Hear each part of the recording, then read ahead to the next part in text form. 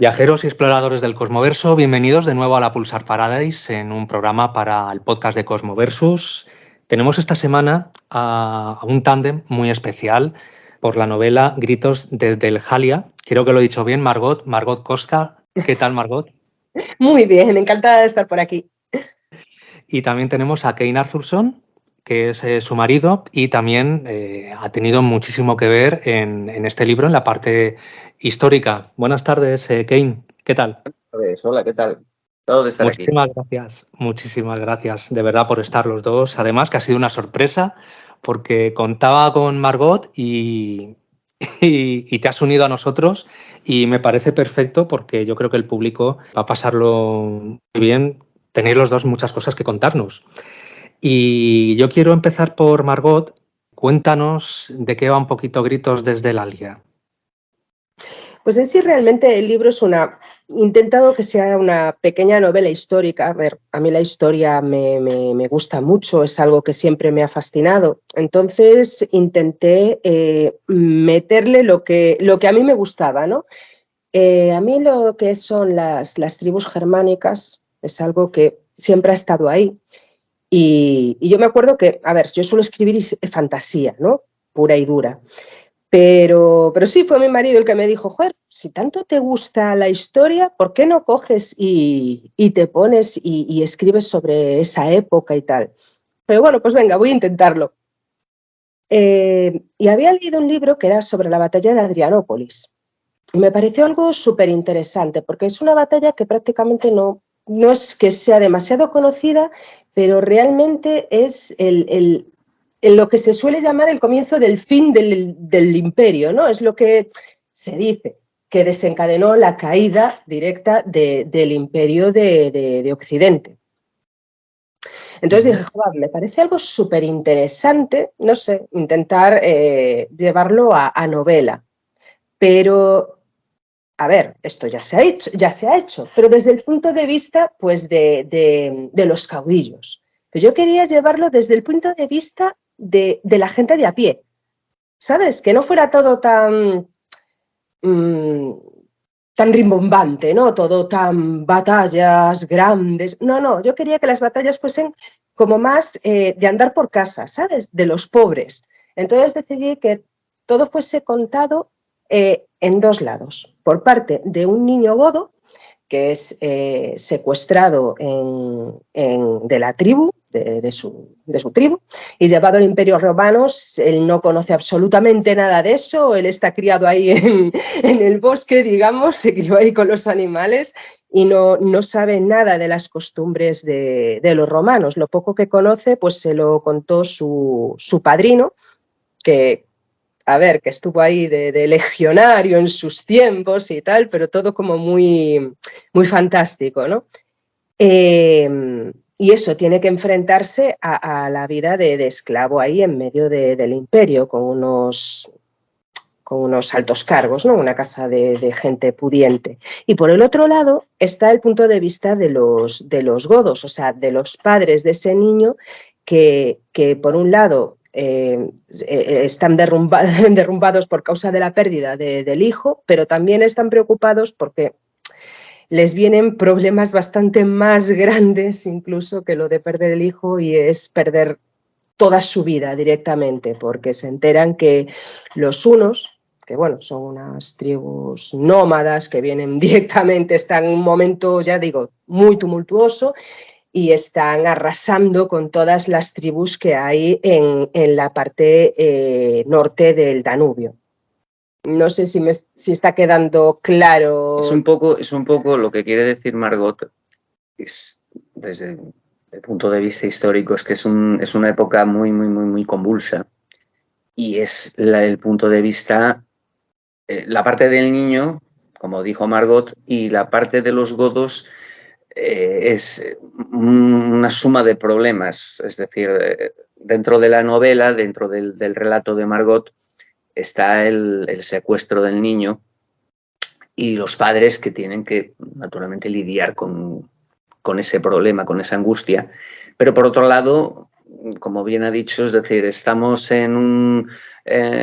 los estaban aprisionando, es decir, vienen unas tribus del este de las que no se sabía nada, que no tienen un ejército organizado, son como batidas de gente que de repente te ataca y antes de que puedas parpadear ya se han ido, te han robado y han matado a la mitad de tu familia, que son los hunos, que montaban a caballo fantásticamente y eran unos acróbatas encima de un caballo, perdón, tirando con arco, y esos te están atacando y por otro lado te están empujando hacia la frontera de un imperio cada vez más corrupto.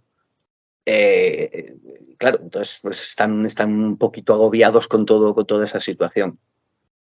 Claro, y quería haceros un apunte, porque además lo bonito de la historia es que el argumento, el desarrollo de los personajes gira en torno a dos vertientes, que es la propia historia del imperio, de los godos, el imperio romano, y también gira en torno al contraste de culturas, porque el hijo de los protagonistas, bueno, que él también es protagonista, se encuentra, como bien habéis dicho, solo como un esclavo en el Imperio Romano, sin saber prácticamente el idioma, sin saber las costumbres, y entonces lo pasa fatal. Es una novela, bueno, histórica, dramática y con una dosis muy fuerte de cultura. Margot no ha dejado de lado el rigor, ¿no?, histórico y cultural para dar mayor importancia a la historia, al desarrollo, al argumento. Sí, porque mi idea fue, a ver, yo quería narrar esa batalla, pero yo quería que pudiese verse desde dentro, ¿no? Y entonces dije yo, bueno, a ver, ¿cómo hago para que sea asimilable, ¿no? Que no sea un tostón de novela que cojas y digas, no, mira, mejor cojo, me leo un libro de historia y listo. No, yo quería meter a los lectores dentro de esa angustia, de la angustia que han podido pasar esos bárbaros, ¿no? Digamos. Tanto eso, desde el punto de vista del niño, que se encuentra solo sin tener ni idea de nada y que va descubriendo poco a poco el imperio romano, cómo es, la crueldad que se vive ahí y todo, y también pues lo mal que lo pasan los padres, que no les queda otro que abandonar sus tierras y ir a buscar un destino que ni siquiera saben, ¿no? Y que ni siquiera, o sea, el padre dice, bueno, a lo mejor allí encuentro a mi hijo, ¿no? Pero no lo sabe, o sea, no sabe ni siquiera si se van a morir por el camino, porque cruzar el Danubio y llegar al Imperio Romano, sí, pero una vez llegar allí no saben ni qué va a pasar, entonces es la incertidumbre, ¿no? Digamos, quise jugar con eso. Lo primero que me llamó la atención de la novela, el propio tema de los godos, porque tenemos, por lo general, yo hablo también por mí, a lo mejor me equivoco, un desconocimiento muy grande de la historia de los godos. Sabemos mucho, nos ponen muchas series y películas de vikingos, ¿no?, que también creo que a veces se da una imagen no muy acertada, no muy veraz, históricamente hablando. No conozco ninguna producción que trate de los godos y me ha sorprendido muchísimo que lo hayáis elegido para esta novela y la manera en que habéis reflejado su cultura, que es una de las cosas que más me interesa que me comentéis, porque es una sociedad, como decíamos antes, que esto no lo ha escuchado el público, lo hemos hablado en privado, es una sociedad, son pueblos nómadas, pero que están en un cambio de su cultura ancestral a una nueva cultura. Y también ahí hay un conflicto, ¿no? Y además es una sociedad muy matriarcal todavía. ¿Cómo son esos cambios?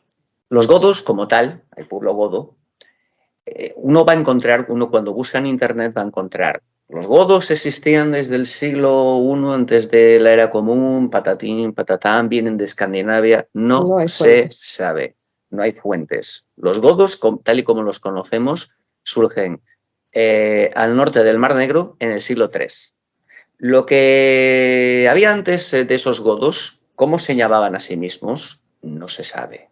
Hay unas coincidencias lingüísticas, unos pueblos que citan navegantes griegos, de unos señores que se llamaban gutones, que sí, atendiendo a la lingüística y a la semántica de la palabra, pues pueden tener una relación. Ahora, la estructura social de aquellos gutones con los godos del siglo III y por consiguiente los del siglo IV no tiene absolutamente nada que ver. Entonces, aclarado esto, en el siglo III, cuando los godos se estaban asentando, teóricamente venían de una zona más norteña, se estaban asentando en lo que es al norte del Mar Negro, la sociedad sí era un poquito más matriarcal. Digo un poquito porque siempre tenemos que hablar con pinzas de todo esto. Sabemos que las funciones religiosas, las funciones místicas, digamos, eran ejecutadas por mujeres. Unas señoras, unas chicas señoras que se hacían llamar Haliarunas. Haliarunas significa la que conoce los secretos del reino de los muertos. Es decir, es una nigromante, es alguien que contacta con seres fallecidos para saber los acontecimientos futuros, ya que los fallecidos pues, tienen cierto acceso al devenir de los acontecimientos, o simplemente para pedir favores, es decir, pues como rezarle al dios de turno pues, a día de hoy, ¿no? Es decir, pues lo mismo. Entonces, esta función la hacían mujeres. Cuenta la leyenda que es narrada por un escritor mitad godo, mitad alano, que se llama Jordanes, del siglo VI, o sea, nos vamos un poquito más hacia acá, ¿no? En el tiempo. Cuenta la leyenda de que había un rey llamado Filimer. No tenían reyes, pero bueno, él lo llama rey, es un jefe tribal llamado Filimer, un caudillo, que cuando tenían que atravesar un puente que tenían pendiente, una especie de puente que tenían que pasar de camino hacia lo que es el norte del Mar Negro, la frontera entre Europa y Asia, ¿no? Tuvieron que deshacerse de alguna forma de las Haliaruna, de estas mujeres, las cuales las dejaron atrás porque no podían pasar todos por un puente, por un camino. Ahora mismo, me perdonas, no me acuerdo si era un puente o un camino, pero bueno, no importa. De modo que priorizaron a los varones y dejaron a las mujeres atrás, ¿no? Un poquito. Las mujeres que igual pues, no eran fértiles o simplemente no estaban destinadas a tener hijos, no a perpetuar un poco la raza, vamos a decir. Entonces, bueno, pues que eran básicamente las brujas, ¿no? Las brujas de la tribu, las Haliarrunas. Entonces, al quedar atrás, estas Haliarrunas entraron en tal cólera, dice la leyenda, que se aparearon con demonios que había en aquella estepa. Estamos hablando de la estepa euroasiática, así una zona pues bastante amplia, ¿no? Y que había unos demonios así como muy ventosos, muy místicos, que se aparearon con ellos y dieron ocasión a la raza de los hunos, que, volvemos otra vez en el tiempo, ya es que es un poco lioso, volvemos en el tiempo al siglo IV, son estos pueblos, estos guerrilleros, estas batidas de jinetes que los están atacando y empujando un poco hacia la pared. Entonces, bueno, ¿quién asumió la función religiosa? Estos líderes tribales, estos hombres, estos varones que estaban guiando a la gente a un futuro un poquito mejor, a una situación, por lo menos, cabe suponer que mejor. Ya asumieron no solo la labor militar, sino la labor religiosa. ¿Quién está en contacto con esos dioses? ¿A quién va a favorecer a los dioses? Los dioses, unos dioses que están operando un poco sobre la zona fértil, sobre mis cosechas, no tienen ningún valor cuando tu pueblo se está moviendo. Tu Dios es el que se mueve. Tu Dios es el que te va a favorecer en las batallas, no el que te va a hacer crecer el grano o el que te va a dar mejor ganado. Entonces, por consiguiente, quienes mejor podían operar a nivel religioso con esas deidades eran los varones, los que estaban dirigiendo los guerreros. Los guerreros, efectivamente. Entonces, bueno, pues tenemos todo este lío. Aquí, bueno, saltamos al siglo IV y tenemos todo este lío montado. Es decir, una sociedad que está un pie en el pasado, en toda esa historia de las brujas, de supersticiones, y otro pie en el supuesto futuro. Supuesto futuro. Es decir, tengamos en cuenta que Roma todavía no es cristiana, tal y como lo entendemos. Está con una corriente herética que se llama arrianismo, la cual pues niega la divinidad de Jesucristo, ¿no? Para ser dicho en resumidas cuentas, Dios es Dios, y el hombre es hombre, ¿no? Es más o menos lo que dice el arrianismo. Entonces, un pie en un lado, un pie en el otro. Y aún encima, pues unos señores que se llaman unos que los están empujando hacia una frontera incierta, como ha dicho Margot, de un imperio que se está desmoronando, que es corrupto. Claro, y realmente, sí, a ver, yo elegí esa temática porque, volviendo a lo de el desconocimiento de los godos, porque claro, hay mucho tema sobre los godos en España, ¿no? Todo el mundo sabe la lista de los reyes godos, aunque no se la sepa de memoria, sí que conoce la dichosa listita, pero realmente no se sabe qué era antes, o sea, ¿qué había antes? Los godos, ¿qué pasa? Salieron ahí, llegaron a España así, nacieron cual champiñones, ¡plop! Y Claro, salieron eso así. te quería preguntar, porque ¿son los mismos godos los que vinieron a España de los que inicialmente, o por ejemplo, los que aparecen en la historia? No, realmente no, porque tú ten en cuenta que cuando ocurre esta batalla, que por cierto, a ver, en la segunda parte se va a entender un poco mejor por qué decimos que no son los mismos, y es porque, a pesar de tener que hacer un poco de spoiler de la segunda, es historia, o sea que cualquiera que coja un libro va a saberlo. Realmente cuando al fin los godos se hartan de lo que los masacren, de que los maten de hambre, va a llegar un momento en que eso estalle, ¿no? Digamos, o sea, los tienen en campos de concentración, pero los tienen muriéndose de hambre. Eso al final estalla, y cuando estalla se cansan y dicen, se acabó, voy a montar la guerra al Imperio Romano. Directamente, o sea, Alarico saqueó Roma, estos quisieron saquear el imperio de Oriente, ¿no? Digamos, acabar con todo. Entonces, ¿qué hicieron? Perdón. Cogieron y digamos que al grito de todos los que se quieran unir a nosotros son unos godos más, o sea, todo aquel que se una a nosotros se convierte en godo. Pues así empezó todo, o sea, ¿eres un esclavo romano? Vale, ¿pero te quieres unir a nosotros? Sí, vale, pues ya eres un godo más.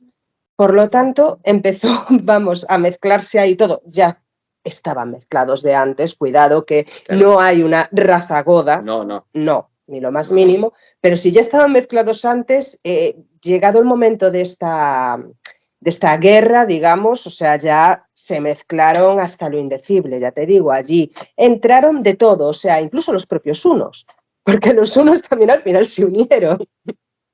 O sea, aquí, vamos, fue... No quiero ser un poco grosera, ¿no?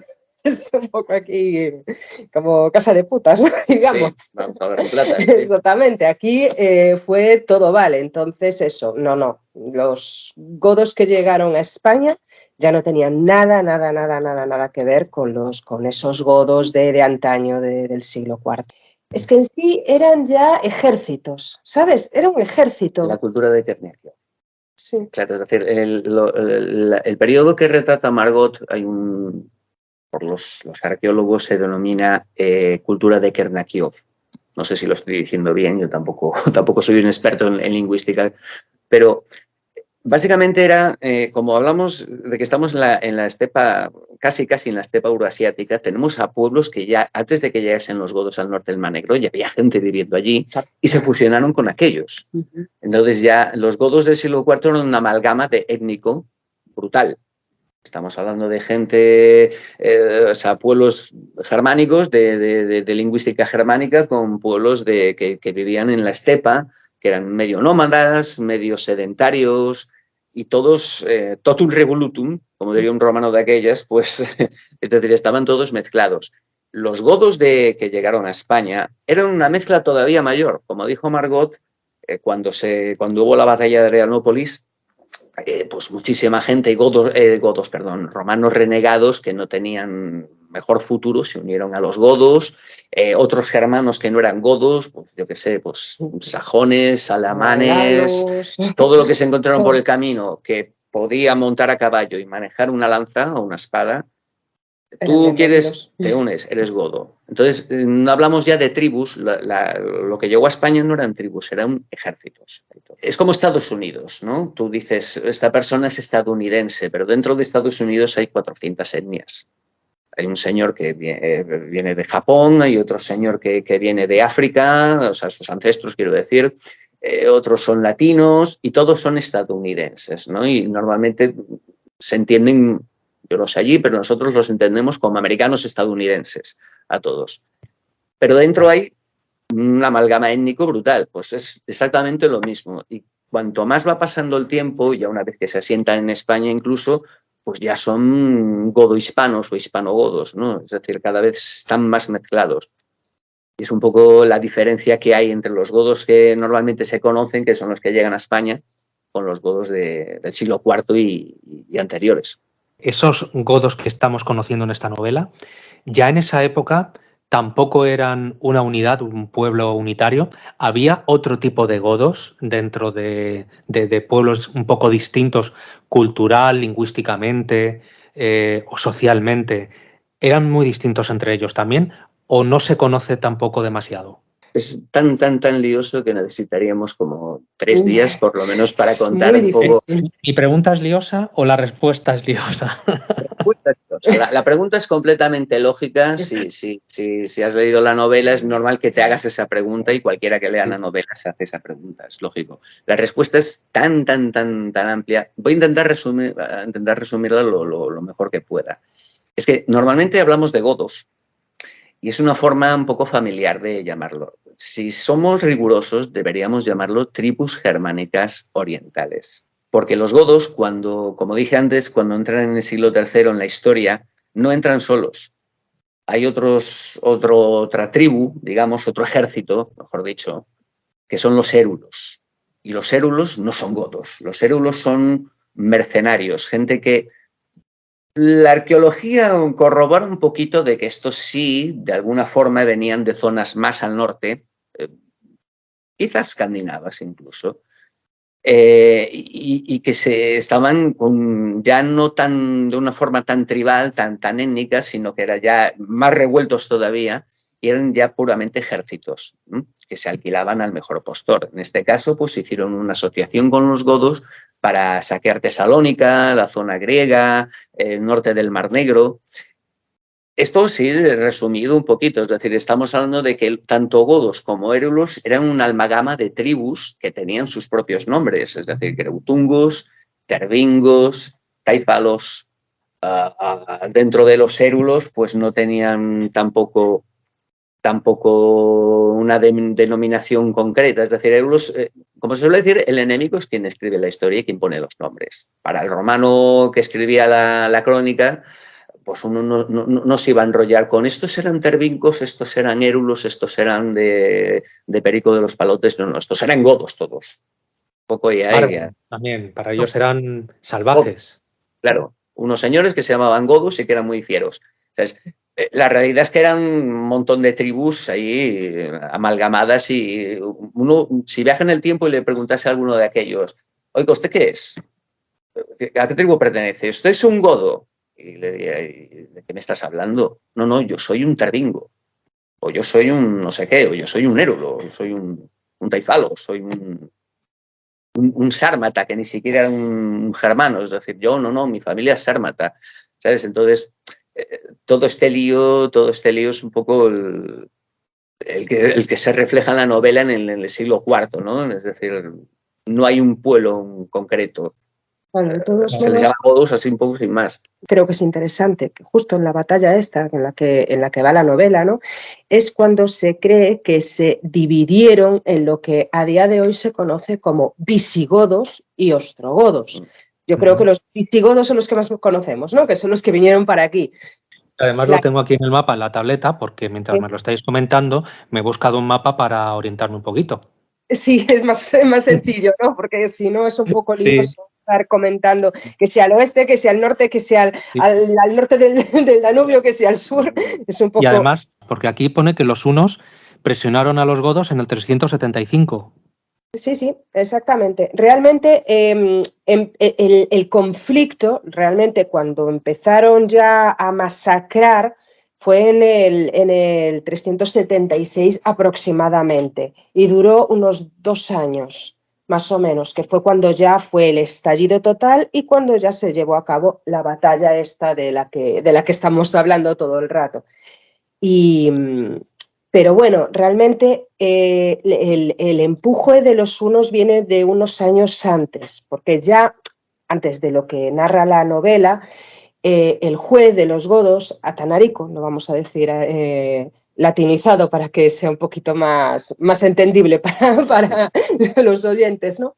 Ya había tenido problemas con ellos, que fue por eso también que Atanarico quedó un poquito relegado de su puesto y cogió más popularidad Fritigerno, que es realmente el caudillo que los guió para la batalla esta de Adrianópolis. Y fue un poco también por causa del emperador Valente, que años antes había sido, a ver, cuando murió Juliano, es que claro, a ver, es que nos metemos ya en... No quiero tampoco tocar mucho tema histórica para no aburrir, ¿sabes?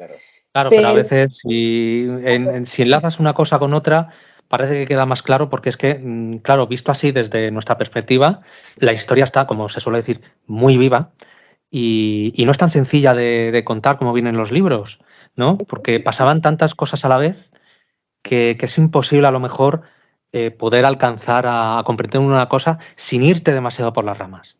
Claro, porque además es que vas enlazando unos con otros, claro, y acabas diciendo, espera, que nos estamos desviando un poco del tema y al final no se va a entender. La novela la puedes leer sin tener una base histórica, pero eso sí, si la tienes, pues siempre vas cogiendo un poquito más de detalles que... Ayuda. Exactamente, claro. O sea, pues si no tienes base, yo creo que se entiende, ¿no? He intentado por lo menos que se entienda sin necesidad de... Mira, yo lo he entendido perfectamente y eso que soy un ignorante de esa parte de la historia, bueno, de la historia que tampoco soy un entendido, sé lo justo, lo que me acuerdo, pero realmente si ahora me hablas de los vikingos, yo tampoco sé nada de los vikingos y todo lo que veo en la tele, pues tampoco me voy a fiar al 100%. Son como los ancestros de los vikingos. Sí. Es un poquito, son los abuelos de los vikingos. Sí. Realmente sus dioses son muy parecidos. Eran vikingos de tierra. Si los vikingos iban en barco, los godos iban a caballo o en carro. Pero eran vikingos, en cierta manera, en comillas, vikingos, con comillas. Es más, es que para los vikingos eran como unos... Sí, los tenían casi deificados, sí. Es decir, uno lee las sagas islandesas que son del siglo XIII, ya es que ya incluso son posteriores a los vikingos, y ya relataban estos hechos históricos del siglo IV, V, ya como si... Ya esto sí era fantasía, sí, ya era fantasía pura y dura, eran superhéroes. Más curiosamente, hasta metían a Atila. Sí. Como un superhéroe también. Atila, que es de 100 y pico años después, pues estaba Atila también por el medio y lo equiparaban un poco a su propia cultura, ¿no? Y hacían una mezcla ahí brutal de los hechos y bueno, pues y todo como muy fantástico, ¿no? Todo pero es muy curioso lo importante que tuvo que ser para ellos, para después meterlo en sus leyendas y crear con ellos cuentos, ¿no? Claro. Tuvo que ser algo que les impactó muchísimo y que fue pasando pues de padres a hijos, ¿no? Al fin y al cabo, desde la Europa continental hasta Escandinavia. Ese choque de culturas que vive, Windhill, creo que lo he pronunciado bien, protagonista, que lo hacen esclavo y le cambian el nombre, que creo que es un poco parecido, pero lo latinizan, lo llaman Vintus, aunque yo lo he leído como Wintus. Es que en el instituto en latín me enseñaron el clásico, la U, la V se pronunciaba como U. Y me he quedado con eso. Entonces, yo le he llamado Vintus, pero es Vintus como se escribe. Entonces, aparte de ese contraste que tiene que vivir él, tenemos capítulo a capítulo, nos vamos hacia su pueblo, hacia su familia, a los personajes de protagonistas, a los godos, y luego en otro capítulo estamos viendo cómo se desenvuelve Vintus en esa casa romana, que esa casa de unos, creo que son aristócratas o, bueno, es gente rica. El contraste de un capítulo a otro son sociedades tan diferentes, ¿no? Parece que los romanos están tan sofisticados, el pueblo de Vintus es tan bárbaro, pero luego al final resulta que no, porque al menos como lo reflejamos, es una sociedad bastante unida. Se cuidan unos a los otros hasta cierto punto, cuidan sus costumbres y se defienden hasta la muerte. Entonces, me sorprende mucho también y es agradable ver esos dos puntos de vista, esas dos sociedades tan distintas dentro de la misma trama. Es que realmente quise jugar con eso, porque, a ver, por ejemplo, el punto de vista de los romanos lo tenemos en muchísimas partes. O sea, tú tienes libros y novelas romanas, das una patada y te salen. Pero lo que sí no se ve tanto es los hechos relatados desde el punto de vista de los bárbaros, ¿no? De los, entre comillas, como se suele decir, de los perdedores. Entonces quise jugar ahí porque creo que normalmente piensas en bárbaros y piensas en gente, eso, brutos, sin, sin cultura, digamos, pero realmente no. Lo que pasa es que no los entendían. Ellos tenían una cultura muy rica. Es más, eso no lo he puesto en la novela, pero realmente los romanos consideraban a los godos como las tribus más sofisticadas. Entre los bárbaros, entre comillas, eran los más sofisticados. Entonces quise jugar eso con ese punto, que chocase una cultura con la otra, ¿sabes? Quise despertar al lector para que no se acomodase en uno de los lados y que pudiese empatizar tanto con unos como con otros, porque realmente, aunque los romanos son crueles y son, como diría yo, o sea, muy superficiales, ¿no? Pero también tienen sus motivos, ¿no? Realmente a mí me gusta siempre jugar en las novelas que nadie es bueno ni nadie es malo. Todo depende desde el punto de vista que se vea. Porque realmente los romanos están acostumbrados a eso, son crueles, no lo sé, es que, ¿sabes? Para ellos no lo Es lo que son. saben hacer, ¿no? Es como viven, es su sociedad. Claro, exacto, para ellos no están haciendo nada cruel, nada extraño, es lo suyo. Pero claro, visto desde el punto de vista de los bárbaros, para ellos sí es cruel, claro. Entonces quise jugar con esos dos, ¿sabes? Esos dos puntos de vista. Espero que haya causado un poco de impresión, ¿no? A mí sí, a mí me lo ha causado. De hecho, yo me estaba inclinando a lo que ocurría con Vintus. Me tenía intrigado porque es que era como una serie cuando acaba un capítulo y quieres más y se quedaba ahí y digo, ¿pero qué le va a pasar al niño? Porque yo lo he pasado muy mal leyendo lo que le pasaba al niño y al otro, al compañero, que además lo odia, pero al mismo tiempo casi lo protege. ¿Cómo te has metido en la mente del niño para que piense todo lo que pensara y obrara como obrara? Porque también es un niño muy rebelde. Claro, es un niño godo y no es es un niño guerrero, ¿no? Al fin y al cabo. Es lo que intenta. El pobre lo que pasa es que está un poco frustrado. Porque a ver, es que claro, es que ten en cuenta que tienen ese punto del orgullo, del valor, de dejar una impronta. Cuando dejen este mundo, dejar algo, ¿sabes? Que les canten tras la muerte. Entonces tienen ese punto orgulloso que a pesar de ser un niño es algo que ha mamado desde el nacimiento, ¿no? Entonces verse de esclavo es algo que es demasiado humillante hasta, o sea, es algo que no consigue asimilar, ¿sabes? Porque date cuenta que los godos en esa época no tenían esclavos, no se conoce con que tuviesen esclavos, no es algo que conociese, ¿sabes? El niño. Entonces, él lo compara siempre con ser una res, ¿sabes? Ser ganado, él se ve como ganado. Entonces quise reflejar eso. A mí me encanta hacer personajes, los personajes me gusta hacerlos sufrir. Ya, Entonces, me he dado cuenta. sí. Entonces, pues intenté ver eso, el mundo como un niño así, con ese punto de orgullo, ese punto de orgullo humillado, ¿no? Y que después va a sacar las garras. Ese niño va a empezar a aprender. Sí, porque además cuando se empieza a tramar un poquito, no quiero yo tampoco desvelar nada a nadie, pero es que es muy emocionante porque al mismo tiempo que el pueblo de Vintus está enmarañado en las batallas, en la huida, en una marcha, no sabes qué va a pasar. Bueno, la historia lo dice, pero aquí en la novela tú lo reflejas de otra forma. Pero es que luego están todos los rollos y todos los embrollos que se mete Vintus.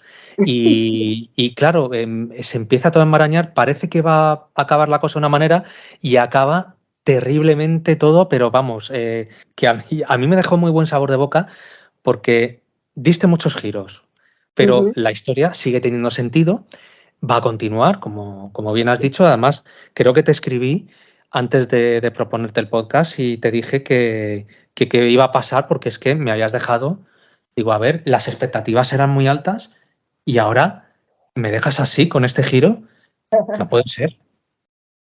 Sí, sí, sí, sí. Es que yo creo que era el momento perfecto para dejarlo, porque es justo la transición. ¿Sabes? Es que a partir de esto va a cambiar todo de forma radical. Ya es el anuncio, ¿no? Ya te meto ahí en... La novela va a dar un cambio radical después de la segunda parte. Va a ser todo mucho más caótico y mucho más crudo. Va a haber personajes más definidos, van a definirse más otros. Y ya te digo, Wind va también va a haber una catarsis, ¿no? En su cabeza. Va a haber un cambio radical y yo creo que ese fue el mejor momento para partirlo. A ver, mi idea era hacer el libro completo, ¿eh? No era hacer una trilogía. Pero ¿qué pasa? Me quedaba demasiado grueso si lo hacía en una parte. Entonces, claro, mi idea fue hacerlo en dos. Pero cuando ya tenía todo listo, me dijeron, cuidado, que hay unos personajes que están muy, muy, muy bien y que no están lo suficientemente desarrollados y que podrían dar más juego todavía. Y dije yo, mira, pues entonces lo voy a hacer redondo y voy a hacer la trilogía. Entonces, a medida que va pasando, en este, como puedes ver, la parte de fantasía es bastante superficial, tienes la parte de la Bulbiscara, que es como una alusión a los que conocen un poco de sobre vikingos, a los berserker. Esa es la parte así como más fantástica, la parte, como bien decías, de la madre de Wilgia, o sea, la abuela de Wind, que es así una runa y habla con los muertos y tal. Pero ya en la segunda parte ya va a empezar a aparecer personajes un poquito no tan terrenales. Digamos que Claro. empieza ahí ya a surgir más un poco el tema fantástico. No se pierde la histórica, porque el hilo conductor histórico va a seguir porque sigue la batalla, que es en sí realmente es el auténtico hilo conductor de todo, ¿no? La batalla. Pero sí voy a jugar más con personajes un poquito menos terrenales. Y le queda muy poquito. O sea que muy pronto vas a poder leer. Pero has dicho que van a ser 3 libros al final. Sí, sí, sí, sí, por causa de eso, porque tenía ahí unos personajes que dejándolo en dos no me quedaba completamente redondo. A mí no me gusta dejar cabos sueltos, ¿sabes? A mí me gusta que toda la trama al final esté completamente redondeada, que todo encaje. Y al dejarlo en 2 libros nada más, no me acababa de encajar de todo. Era como, me quedaba un poco metido con calzador, ¿sabes? Como todo muy apresurado. Y aunque prefería haberlo hecho en 2, dije, no, mira, es que hacer las cosas demasiado apresuradas yo creo que puede fastidiar completamente, ¿sabes? Una novela que me ha costado mucho escribir y que falle en eso por querer apresurar y apurar acontecimientos, yo creo que es preferible, no sé qué opinan los lectores, pero yo creo que es preferible meter otro libro y dejarlo todo completamente atado que no eso, apresurar acontecimientos. Si las siguientes partes van a ser con el enfoque que le has dado a este primer libro, seguramente que van a ser, es una lógica totalmente equilibrada. Se nota que, bueno, que has estructurado muy bien los personajes y los hechos, además, para que encajen. Yo espero que haya un cruce porque es que lo llevaba esperando toda la novela, diciendo, pero ¿cuándo va a pasar esto que estoy esperando y que todavía no he conseguido ver, pero espero que ocurra? Has dado un giro y ha sido un giro también lógico, porque todavía da pie a lo que yo me estaba... ¿Sabes qué pasa? Conforme se va enredando todo, ya estaba yo adelantando acontecimientos e imaginando, va a pasar esto, va a pasar lo otro. ¿Sabes en qué pocos libros me ocurre eso? Diría que en ninguno. ¿En serio? Bueno, oye, Que en ninguno. Más en las halagada. series de televisión, ahí sí un poco que... Porque ya es otro tratamiento, ¿no? Pero vamos, que esto no es una serie, ni tiene el tratamiento de serie, pero yo lo estaba viendo y conforme llega al final digo, va a pasar esto y menudos chascos me he pegado, pero chascos buenos porque es que digo, es que va a ser peor todavía de lo que me esperaba. Peor en el sentido de mejor escrito y, oye, son unos recursos muy bien utilizados. Esta es la parte que me tenéis que permitir que lo diga porque ya sabéis que analizo también en la página web, hago las reseñas. Aquí no la voy a hacer, pero quiero que la gente sepa, si no la ha leído, que vaya a leerla. Hay un tratamiento literario que yo he visto que has sabido utilizar muy bien y que antes has comentado, que es lo que te he dicho, ¿no? El contraste de culturas, el cómo vamos viendo una parte y otra capítulo a capítulo sobre el hilo argumental de Vintus y sobre el hilo argumental del pueblo de Wilgia. Ya me estoy quedando con los nombres, si te Sí, has dado sí, cuenta. ya lo veo. Y que además la cultura y la historia están totalmente presentes porque forman parte del argumento. Y el argumento es la propia historia y la propia cultura. Que no es algo como a veces dicen, un libro basado en nada de egipcio y luego de egipcio no tiene nada. Sí, a ver, eso es Y mucho la moda, que claro, es la forma de captar, ¿no? Digamos. yo te tengo que felicitar, Margot, y bueno, y a Kane también. Gracias. Eh, de verdad, os tengo que felicitar por el trabajo que habéis hecho. Quiero que el público lo sepa. Y no sé si me vais a decir algo más, pero quería que comentarais también, perdonadme que os corte, me interesa el tema lingüístico. A ver, ¿quién me contesta cómo elaborasteis o qué conocimientos de la lingüística, de los nombres, sobre los personajes, el pueblo de Wilgia, y sobre todo de esa magia de la Jaliaruna? La lingüística, ¿qué podéis contarnos? La lingüística le voy a dejar aquí a Kane Arthurson, que es el más doctor en el tema. Yo, lingüística, poca. Yo, en todo caso, tema tradiciones y ritos aún vale, pero lingüística es más cosa de él, pero fue eso de querer hacerlo lo más original posible, lo más fiel posible. Claro, Claro, pues nosotros cuéntanos. con la lingüística tenemos una lingüística gótica, Goda. Tenemos una enorme suerte, que es que se conserva un corpus lingüístico prácticamente entero, que es la Biblia, ¿vale? La Biblia, que como dijo Margot antes, en el siglo IV pues ya estaban medio cambiando de religión, ¿no? Ese 70% ya estaba ya pasándose a la religión nueva, de modo que había muchos misioneros. ¿Y cómo les transmitían los conocimientos de la Biblia? Pues a través de su propio idioma. Es lo que se llama el Codex Argenteus, la Biblia gótica, para los amigos. ¿Qué ocurre? Que esto nos ofrece a un lingüista, le ofrece un campo de estudio enorme que no tienen otras lenguas germánicas, que es prácticamente se puede casi reconstruir en su totalidad la lengua.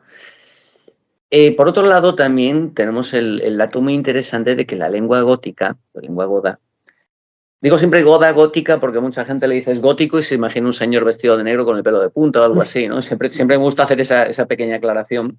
Vale, pero la lengua goda es la lengua germánica más antigua conocida que existe.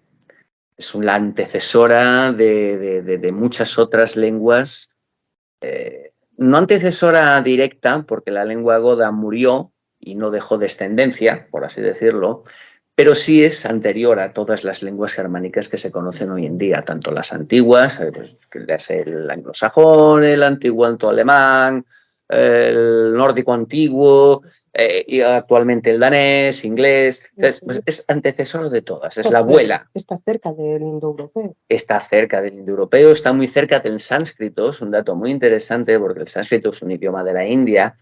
Y como hablamos de lenguas indoeuropeas, pues evidentemente hay una conexión entre las lenguas hindús antiguas con las lenguas actuales europeas en su gran mayoría. ¿Y el protoindoeuropeo? El protoindoeuropeo también, pero bueno, para no liarnos demasiado, es decir, digamos que es la lengua germánica más antigua que se conoce. Y por suerte tenemos ese corpus, que es el Codex Argenteus, esa Biblia gótica, de la cual se puede sacar mucha información. Los lingüistas, de verdad, yo solo soy un aficionado, no soy un experto en nada, soy un aficionado, como se suele decir, un entusiasta del tema. Sí han podido hacer como una especie de compendio gramatical, ¿vale? Es una lengua es como el latín, es una lengua demasiado arcaica. Entonces las declinaciones, la forma de hacerlo, pues está hecho, nos han dejado las reglas de cómo hacerlo, de modo que con mucha paciencia y mucho tesón se pueden hacer frases, ciertas frases con lo que tenemos de la lengua goda. Que están en el libro, que por están supuesto. En el libro, efectivamente. Que están contrastadas con lingüistas. Hemos intentado que fuese, repito, lo más fiel posible a lo que pudo haber sido. Pues eso, contactado con lingüistas, antropólogos, sí. Incluso pues Ingemar de la Universidad. Gente de la Universidad de Uppsala en Suecia, lingüistas tanto de Inglaterra como de Holanda, es decir, pues gente que nos ha echado un cable para aclararnos muchas dudas, ¿no? Porque uno coge las instrucciones y cuando uno está muy, muy contento esa tarde, he conseguido pasar toda la tarde entera para hacer una sola frase y se va uno muy, muy satisfecho para la cama, viene el día siguiente el lingüista y dice, no, está completamente mal. ¿Sabes? Entonces, pues nos han hecho ese favor y nos han enseñado bastante de cómo podemos conjugar verbos, conjugar nombres, adjetivos. Y bueno, pues creo que ha quedado bastante fiel, en la novela de Margot ha quedado bastante fiel todo este compendio lingüístico. Y me gustaría además también ponéis grafías. Hay grafías que no son latinas. No, efectivamente. Los godos pueden presumir de tener dos tipos de escritura, que es la que se conoce como rúnica, que es la que también tenían, vamos otra vez a los vikingos, aunque eran unas runas un poco distintas, ¿no? Porque eran menos caracteres, pero bueno, las runas germánicas, y a su vez, gracias o por culpa de esta Biblia, era una mezcla entre esas runas, es otro sistema de escritura, de esas runas con el alfabeto griego, que es lo que se conoce como el alfabeto gótico, porque no es ni griego ni germánico, ni enteramente germánico, es un híbrido entre los dos y es propiamente de los godos, o de tribus germánicas del este en este caso. Entonces, pueden presumir de tener dos sistemas de escritura. Las runas se supone, bueno, las runas sí las utilizaban antes del siglo IV y en el siglo IV es cuando ya pueden escribir de dos formas, con el alfabeto, o tres incluso, el alfabeto latino, el alfabeto germano-griego y el alfabeto germano puro y duro que serían las runas. ¿Y el pueblo de Vintus qué alfabeto usaba? Yo creo que usaría las runas sobre todo. Lo poco que escribirían. Sí. Porque realmente es que tampoco creo que muchos supiesen escribir como tal. Porque claro, a ver, el tema de las runas normalmente lo solemos conocer como una forma de adivinación, ¿no? Y de magia, pero realmente las runas primeramente se cree casi seguro que se utilizaban casi exclusivamente como escritura para coger y marcar objetos, hay los peines. Y poniéndose en el contexto de la época, tú imagínate, son pueblos cuya tradición era oral. Es decir, si no lo cantas, si no lo cuentas, se olvida. Entonces, una persona que es capaz de dibujar los sonidos en una piedra, en una madera, tiene un superpoder. Nosotros lo vemos desde nuestro punto de vista, pues mira, esta persona escribe, mira, qué bien, pues ahora hacer letras en un papel. Pero claro, desde el punto de vista de aquella época, alguien que es capaz de hacer lo que se canta, plasmarlo en un objeto físico para que perdure todavía más, sin que haya personas de por medio, es como un superpoder que tiene esa persona. Entonces, los que sabían escribir eran los sabios, realmente los sabios del clan, de la tribu, los que podían perpetuar el conocimiento. A ver, si bien no eran textos muy largos, es decir, estamos hablando de textos casi como un graffiti de nuestros días, ¿no? Aquí estuvo Menganito. Este peine, esta espada, esta herramienta es de Zutanito. ¿Sabes? Pero oye, para ellos se sentían como, mira, la gente va a saber de quién era este peine. Es un poco risible, ¿no? Lo vemos desde nuestro punto de vista y, pues, ¿qué importa este señor? Si ese peine era suyo, del vecino del quinto. Pero claro, es decir, para ellos era súper importante que su nombre trascendiese los cánticos de sus hijos y de sus nietos. Entonces, bueno, pues por eso esa asociación entre saber escribir y ser un poco mago. Es un poco esa conexión mágica de la escritura, más allá de si es un sistema de adivinación o si simplemente lo usamos para firmar. Y yo creo que es eso, en el siglo IV, justo en la época esta, yo creo que ya tirarían, los que sabían escribir, yo creo que tirarían más hacia alfabeto latino. Alfabeto, seguramente, sí. Porque sabían, es la lengua franca, ¿no? Es un poco como el inglés en nuestros días. Pues uno va con inglés, pues lo tiene más fácil en internet, ¿no? Pues para comunicarse incluso pues, con un señor de Japón, pues a mí me ha pasado en el pasado con un japonés, pues él no sabe español, yo no sé japonés, hablamos un inglés, así un término medio. Entonces, la lengua franca para ellos sería el latín. Lo más probable es que fuese el latín griego. Era más pro-griegos que pro-romanos. Pero bueno, seguramente el latín, porque algo que no comentamos antes es que, claro, hablamos de choque de culturas, como si fuesen dos fuerzas ahí que estaban cada uno en su lado y de repente se colisionaron ahí. No, es decir, hablamos de que en el ejército romano el 80% eran extranjeros ya, y de ese 80% un alto porcentaje eran germanos, sármatas, comillas, bárbaros en general. Entonces, claro, todos esos a veces volvían a su casa, volvían con su gente y sabiendo idiomas. Entonces, bueno, pues estaban ahí como ya más proclives hacia la lengua latina. Es más, creo que en el libro, creo no, sí, en el libro dejó bastante claro que la moda en esa época es tener un esclavo godo. Sí. O sea, es algo como muy, muy normal. La gente de alta clase tenía a los godos como esclavos o en la legión, ¿sabes? Eran como los baratos, ¿no? Los esclavos baratos. Lo que se hace extraño, que hay juego, es godos paganos todavía. O sea, yo juego un poquito ahí, porque volvemos a lo mismo. Estamos ya en una época donde ya no había tanto pagano. Por eso juego yo ahí con ese punto y digo que el niño es sacado de una tribu que estaba más alejada digamos, de la influencia romana. Porque si no caería ahí un poco en un fallo histórico. Margot, te voy a leer un pasaje que tiene mucho que ver con lo que acabas de decir y que me interesa mucho porque resume y concentra muchos de los elementos que habéis comentado. No es que los godos fuesen especialmente exóticos, pero a diferencia de los que se dejaban ver por Viminacium, estos todavía eran más primitivos, un punto a favor para tenerlos en consideración. Los que se solían encontrar dentro del imperio estaban ya romanizados.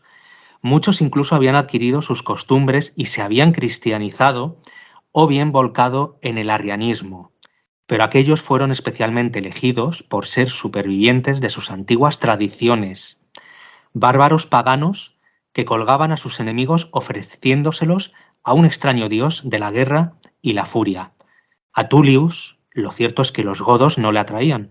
Si había accedido a ir hasta la frontera por un puñado de ellos, había sido por Caesa, que veía cómo en las demás casas tenían a uno o más godos a cargo del ganado, de hacer las tareas domésticas o incluso ayudar a sus amos a bañarse o vestirse, y ella no quería ser menos.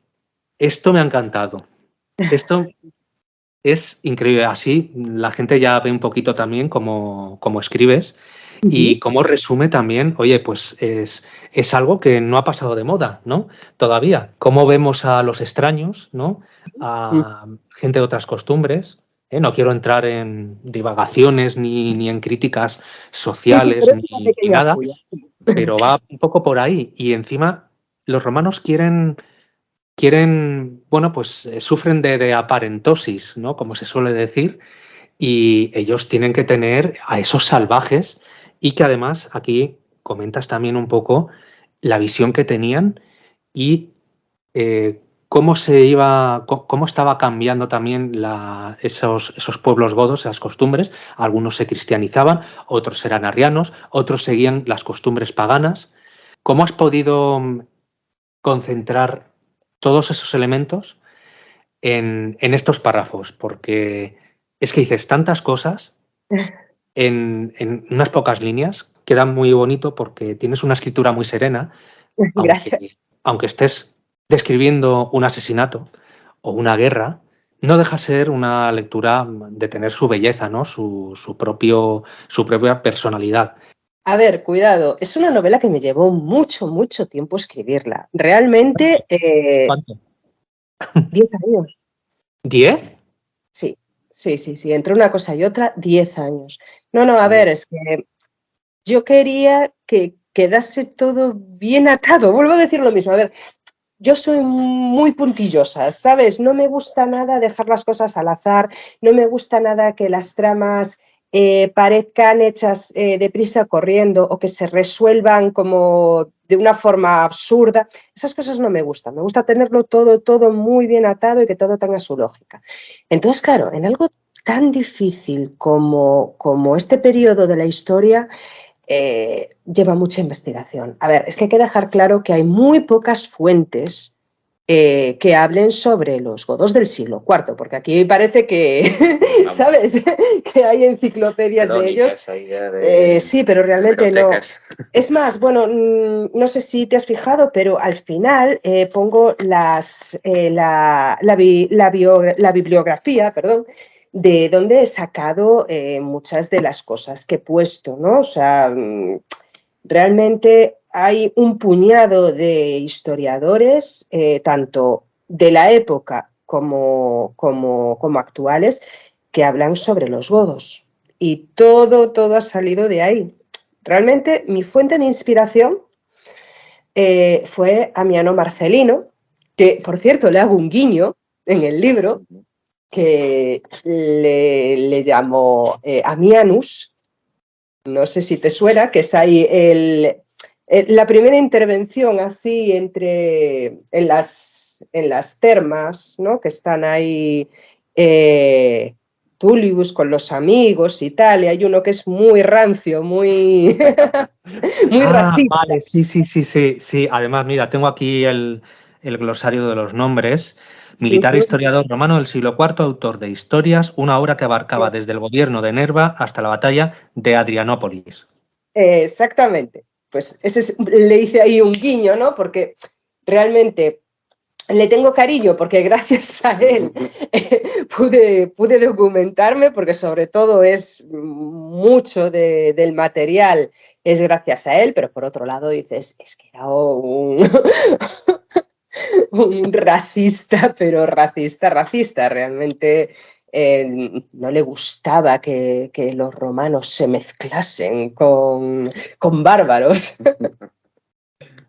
Era como muy así, Roma ya no es la que era muy pro Julianus. Julianus era pagano. Y este Amiano también era pagano, entonces él quería que... Pero perdón, Julianus era un emperador que murió joven.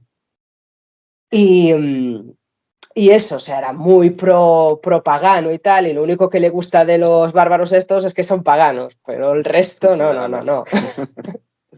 Y es eso, o sea, saqué la mayor parte de las cosas de esos. Y a ver, intentaba que la novela no fuese un tratado histórico, entonces sí busqué decir la mayor cantidad de datos, pero de la forma más liviana y más reducida posible. Claro, intenté que no sonase todo muy académico.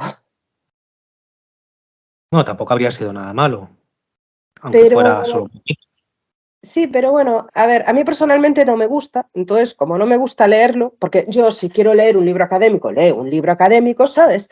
Pero si quiero leer una novela, sí me gusta que sea digerible, ¿sabes? Entonces intenté hacerlo un poquito que fuese para todos los públicos. Más entretenido. Exactamente, que fuese más entretenido, que no tuviese tanto el punto, eso, novela histórica pura y dura, que fuese Pero como también, de aventuras, ¿sabes? Quería que se sí. viese un poquito así. Ujú. Pero también has consultado fuentes antiguas. Sí, sí, claro, claro. Amiano Marcelino es antiguo, Bien, es del siglo IV, o sea, ya te digo, está. Y claro, a ti después. está Plinio el Viejo, Uh, Petronio, uh, Julio César. Zósimo. Zósimo, que aunque no es contemporáneo tampoco, pero sí también escribió sobre ellos. ¿Quién más? Espera que tengo por aquí también. Bueno, Julio César por el tema de la guerra de las Galias, que me ayudó bastante también, sobre todo por algunas tribus germánicas, que sobre todo las nombro en los siguientes, ¿sabes? Pero quise dejarlo aquí más o menos, pues oye, los libros que he utilizado en los que me he basado para darle vida a todo esto, que no lo he sacado del aire. Tengo imaginación, pero no tanta. Tienes.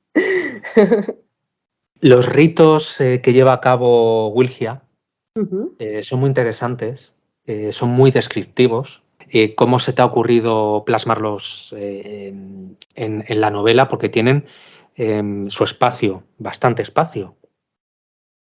A ver, realmente no hay ninguna fuente que hable sobre los ritos que llevaban a cabo los godos. Eso ya te digo, o sea, no existe. Muy poquito. Nada, o sea, se habla de que adoraban así a X dioses, que llevaban un carro, que tal, o sea, hay muy pocos datos, ¿no? Digamos. Pero sí que queríamos darle el toque brujeril, digamos. Entonces, ahí se echó un poquito mano al tema de las volvas vikingas, ¿sabes? Que al fin y al cabo son como las descendientes, ¿no? De las antiguas Haliarrunas. Entonces, tomamos un poquito en base pues lo que podrían llegar a hacer, ¿sabes? Los rituales que podrían llegar a hacer, tocando un poco también el tema nigromante. A ver, a mí el tema de las magias me gusta, entonces ahí sí que se ha hecho un poquito un mezcladillo, ¿no? Como quien dice, me he tomado bastantes licencias, o sea, libertades para hacerlo. No es histórico, digamos, no porque no hay fuentes suficientes. Hay muchas cosas que no pueden. Es como un edificio al que tú coges una ruina antigua y la quieres reconstruir. Esos ladrillos los tienes que fabricar, evidentemente, hoy en día. Es decir, no vas a coger unos ladrillos que existían de hace siglos, ¿no? Pues es un poco parecido. Claro, tomamos también los rituales que se hacen ahora, los grupos neopaganos, ¿sabes? Que también a todo esto siguen, siguen en activo. O sea, hay gente que todavía sigue manteniendo las costumbres dentro de lo que se puede de las creencias tanto germanas como vikingas. O sea, sigue estando la religión presente y bueno, pues oye, se intenta hacer del modo, pues como he intentado hacerlo yo, ¿no? Cogiendo por aquí, cogiendo por allá y eso, tomando esas cosas de ejemplo. Esa gente que comentas forma sociedades, o sea, sociedades de asociaciones, me refiero. Sí, están en clanes, kindreds. Sí, básicamente son asociaciones, muchas veces son online, ¿vale? Es decir, vamos a ser realistas y es gente que, pues, compartimos un cierta conexión religiosa, ¿no? Es decir, entonces, bueno, pues se intercambian, es un intercambio de información, pues lo poquito que sabe uno lo junta con lo poquito que sabe el otro y nos vamos pasando fuentes. Bueno, hablo de nosotros estamos aparte, nosotros no estamos en ningún tipo de asociación, pero bueno, me refiero que en su día pues estuvimos o tuvimos contacto con otra gente que también compartía los mismos intereses. Entonces, bueno, pues básicamente se centran en eso. En cuanto a rituales, pues como acaba de decir Margot, lamentablemente no existen. Entonces, bueno, pues tanto esas sociedades como en el libro, pues hay que echar un poco de comparativa, estudio comparativo de religiones, ¿no? Lo que sí sabemos es que celebraban los solsticios, Sí, eso sí, tanto el solsticio de invierno como el solsticio de verano eran muy importantes. También lo dejo ahí un poquito claro con el Julens, que es el solsticio de invierno. El gran ejemplo es una fuente histórica, que es la historia de Sabas el Godo. ¿Vale? Sabas el Godo era un misionero que fue a las gentes de Atanarico para, ¿no? Pues Para cristianizarlos, promover la palabra de Jesucristo, etc, etc, etc, etc. ¿Y qué pasa? Que Atanarico, pues Atanarico y sus allegados y sus comandantes, vamos a decirlo, pues se rieron de él, lo torturaron y lo mataron. Bueno, fue antes de que él quemase sus cosas. Primero Saba quemó sus cosas. Eso. Saba tampoco fue un santo, precisamente. Yo soy pro Alarico. Yo también, somos pro Alarico, pro Atanarico. Pero bueno, es decir, a lo que voy. Es decir, en este libro, en esta fuente, mejor dicho, se cita que los godos paseaban una divinidad representada en un ídolo de madera en un carro. Vale. Después pasa el tiempo y nos encontramos con otra fuente, ya medieval, que nos cita que el dios Ing Frey, de los, comillas, vikingos, de las tribus germánicas de Escandinavia, lo sacan en un carro también.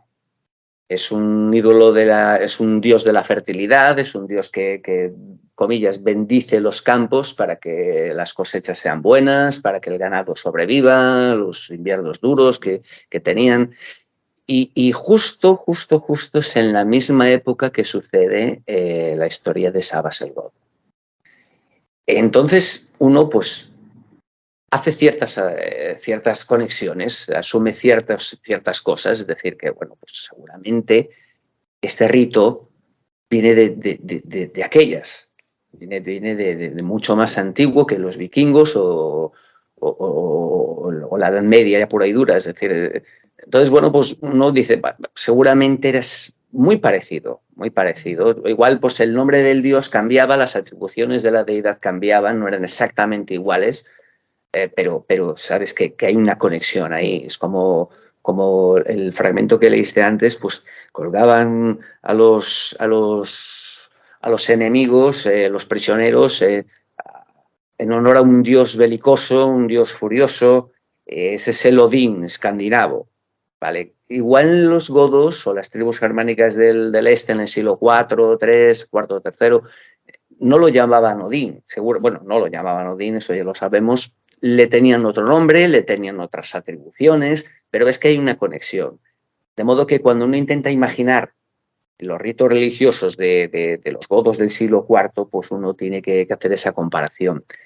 A esto añadámosle que, como dijimos antes, es una amalgama de etnias, es decir, pues esto añádele que han cogido ciertas pinceladas de las costumbres de los sármatas, ciertas pinceladas de las costumbres de las tribus bálticas, que seguramente sus ancestros, los godos, aunque no se llamasen godos a sí mismos, también tenían, hay mucho préstamo del báltico en el idioma gótico, pues seguramente cogieron algún recorte religioso de por allí, pues yo qué sé, pues porque les favorecía mejor o posiblemente porque eran más numerosos sármatas en cierta región, en cierta área que germanos. Entonces, bueno, pues intentamos hacer un poquito así una reconstrucción un poco personal de cómo podría haber sido. Es un poco la idea de cómo reconstruir esa religión que es irreconstruible. Desgraciadamente no hay fuentes, al menos a día de hoy, salvo que aparezca algún escrito, alguna fuente, algún dato arqueológico que nos ilumine un poquito más.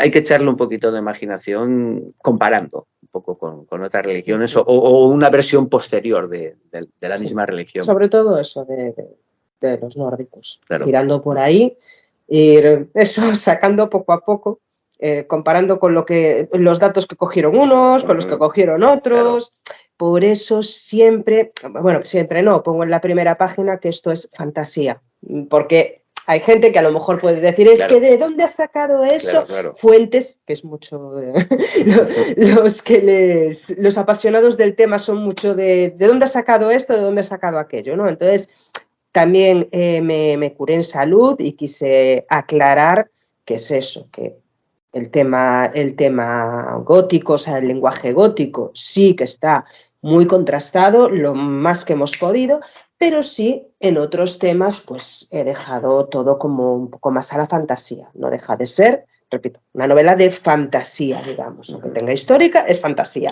Lo dejo, ya te digo, claro, porque sé lo que hay.